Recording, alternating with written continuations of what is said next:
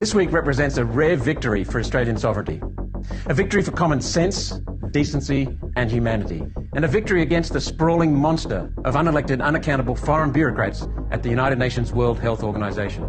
You'll recall the World Health Organization proposed to change their health regulations that guide member states in the event of a disease outbreak like COVID. From guiding member states to being mandatory on member states, including Australia. This would have represented a complete destruction of Australian sovereignty and a fundamental reimagining of the powers of the World Health Organization. Last December, the Liberal National Morrison-Joyce government voted in favour of these changes, yet many sensible countries voted against, and the proposal was lost. Undaunted, the United Nations World Health Organization tried again this year. After months of heavy criticism, one nation and those opposing these measures have had a huge win. The final report from the International Health Regulations Review Committee, released this week, has dropped the proposed changes. The United Nations World Health Organization will remain an advisory body. Dystopian demands, such as allowing the World Health Organization to make binding health orders, overriding state and federal control, have been tossed out.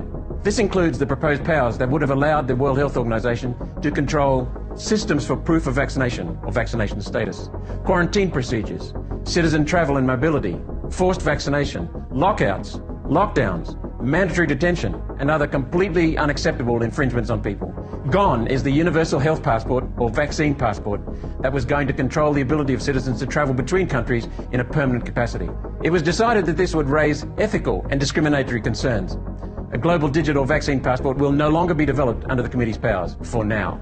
The committee will remain confined to actual public health emergencies, rather than potential health risks undefined, removing the widely held fear that their scope could be extended to climate lockdowns and other human rights abuses, which would have been possible because the United Nations World Health Organization had proposed to remove human rights completely from the regulations. After a backlash, the committee now strongly recommends the retention of the existing text, which is, quote, full respect for the dignity, human rights and fundamental freedoms of persons as an overarching principle.